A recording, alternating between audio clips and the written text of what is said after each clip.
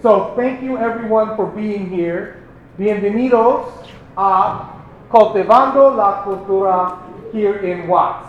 So thank you so much. Let's give each of us a round of applause. And so without further ado, I would like to introduce to you Dr. Victor Rios. Dr. Rios. Oh no.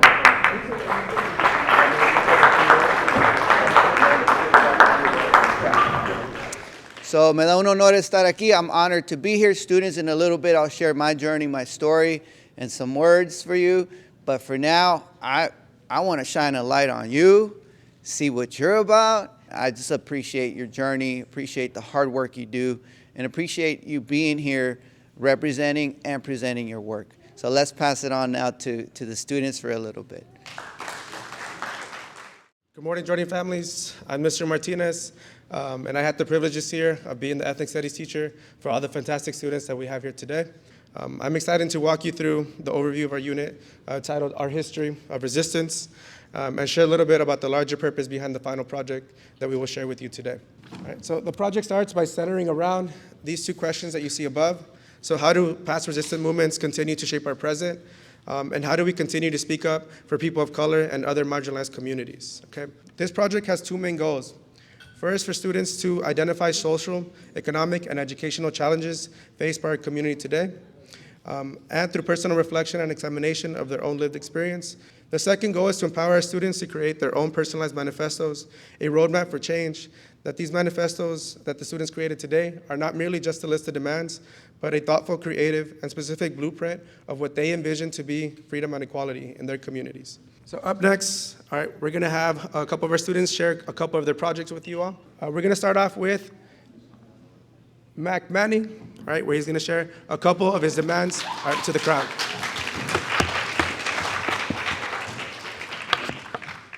Hello everyone, my name is Mac Manning, and these are 10 demands for the needs of Watts.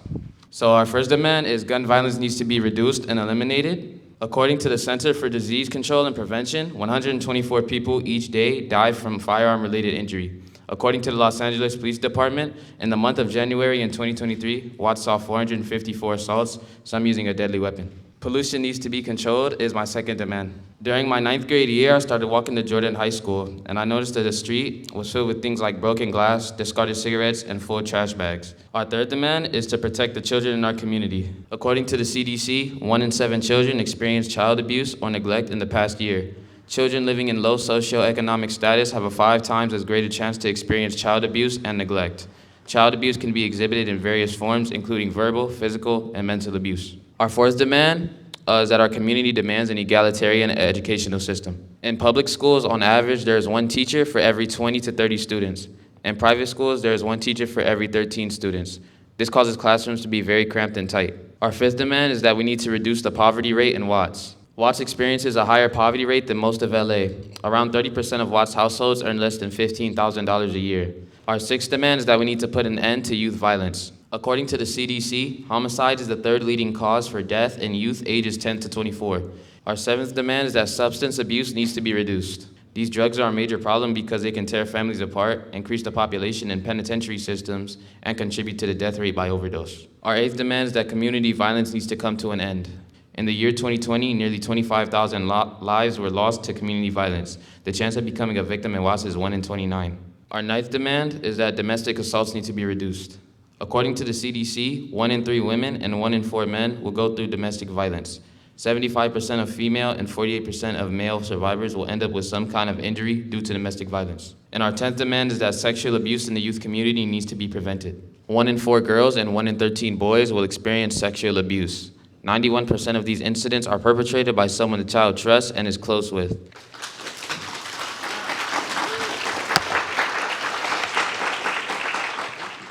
Thank you, crowd, for listening in on our amazing Mac Manning. All right, up next we have our very own Kayla Sanchez. All right. Good morning. My name is Kayla Sanchez, and these are the reasonable demands concerning the Watts community. My first demand is that affordable housing should be equal to access for all. Access to affordable housing would ensure that more people have a place to live and that less are out on the street. Demand number 2, free and equal access to four-year colleges in the Watts community and across California. I believe that education should be free and accessible to everyone regardless of their financial status. This would benefit the community of Watts and California as a whole because most students can afford to go to college. Demand number 3 is creating a need-based stimulus check system for the Watts community. There are a lot of people who don't qualify for financial aid but aren't financially stable enough to pay their bills without any struggle. Having a need-based stimulus check system that considers monthly income, number of people per household, and expenses such as food, water, electricity, heat, and etc. Demand number 4, establish universal preschool and pre-K. Universal childcare would be a huge relief off the shoulders of said parents and would allow them to work without having to worry whether or not their children are safe. Demand number 5, end the prison industrial complex. The criminal justice system is supposed to hold people accountable for their actions, but it seems as though it's set up to criminalize people of color. Demand number 6, address environmental racism. In our community specifically, it's very common to see trash on the sidewalk or within bushes, but if you go somewhere like Hollywood, for example, the streets are significantly cleaner, and you wouldn't have to worry as much about whether or not the water you're drinking from a nearby fountain is clean. Demand number 7, provide universal health care for all Americans. Healthcare is a basic necessity and should be free and accessible to everyone regardless of how much money they make. Demand number 8, provide equal access to benefits for undocumented Americans. There are countless undocumented Americans in this community and throughout the entire country. They should be entitled to health care and other benefits that documented Americans receive. Demand number 9, provide an easier path to citizenship for DACA recipients and other undocumented Americans. People shouldn't have to live their lives in constant fear of possibly being deported. Instead, they should be able to work and live worry-free. Demand number 10, demilitarize the LAPD. Demilitarizing or unarming the police, as well as teaching them different de-escalation tactics, would ensure that less people are victims of police brutality and make people feel more safe in their community.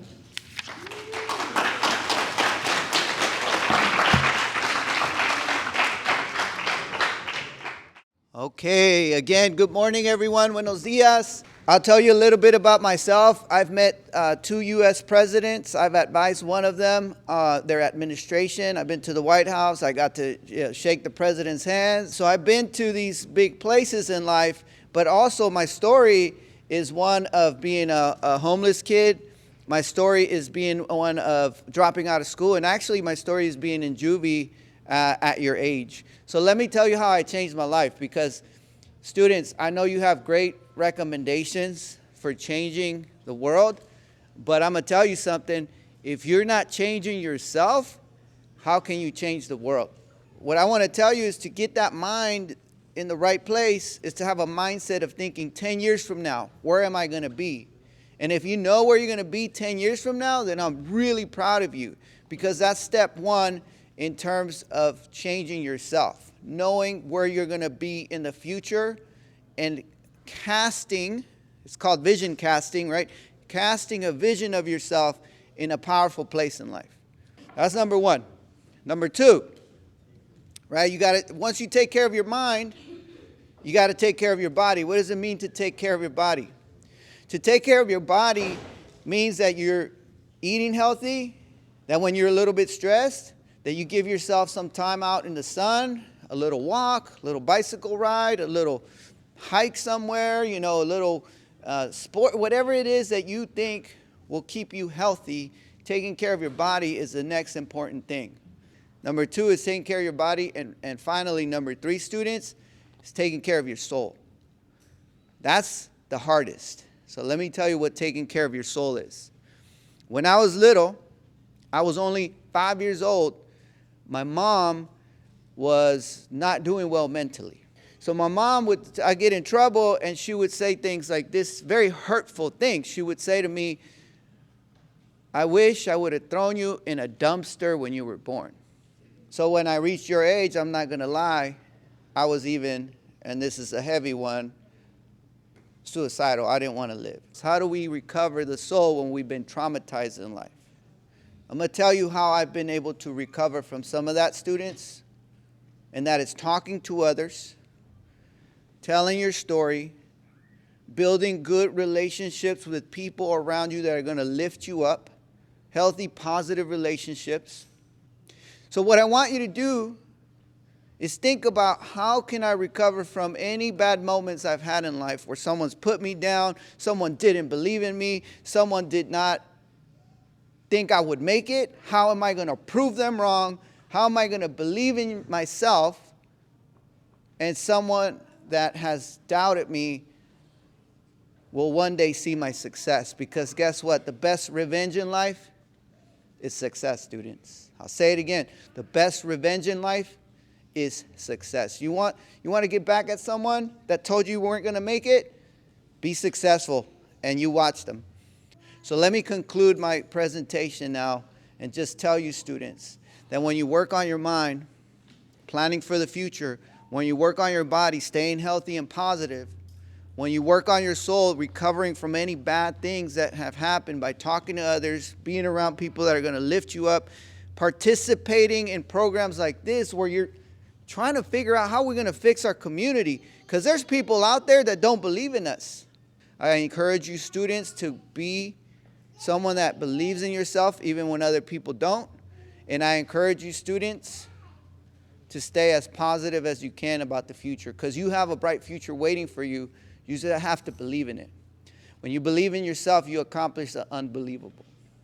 I'll leave you with a final quote. And that quote is this: obstacles make some people break, but they make others break records. Obstacles make some people break, but they make others break records. I'll pass on the mic now, and I know we have one more presentation, so here we go. Good morning, my name is Montserrat Vasquez, and the name of my project is Improving the World We Live in. My first demand is equal support to all minorities. All cities should get the same amount of support despite the color of people and their class. My second demand is to stop pollution. We need to stop pollution because pollution causes a lot of health issues for everyone. Although people of color are usually more affected due to how they are placed where the community is more dirty and polluted. My third demand is more support for homeless people. There are more homeless people in lower class areas. Sometimes when I walk around in my community, I see homeless people laying on the floor. Homeless people are not homeless by choice, but because they need support. My fourth demand is the LGBTQ plus community should be respected. The LGBTQ plus community struggles because many people discriminate against them for trying to be who they are. My fifth demand is people should respect others' religion. Wearing hijab shouldn't make a person a target. Labeling someone a terrorist for wearing hijab is unacceptable. We should give them the same respect as someone who is wearing a cross necklace. My sixth demand is gender equality must be given right to all people. I remember growing up hearing my mom talk about how they wouldn't give her a job because of her gender. They would instead give the job to a guy, even if she was more skilled. In many families, females are treated differently than males because males are given more liberties than females. My seventh demand is stop police discrimination towards people of color. Police say they don't discriminate against people, but when it comes to people of color, they don't want to help us. They ignore us or even try to make it seem like we are in the wrong or part of the problem. Police sometimes approach a situation and have already decided who is guilty.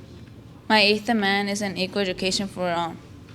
89% of students from well-off families go to college, while only 51% of students from low-income families go to college. My ninth demand is no more low pay for undocumented immigrants. Immigrant workers are hardworking people and are often taken advantage of due to their inability to legally work in the U.S. They come to the United States to earn more money, to achieve more, but instead they get treated differently and unfairly. My 10th demand is no more school shootings. School shootings happen more in public schools than private ones. There have been a total of 380 school shootings since 1999, and 46 in 2022 alone.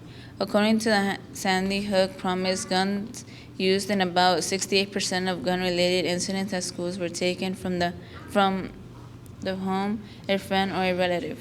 Those are all my demands.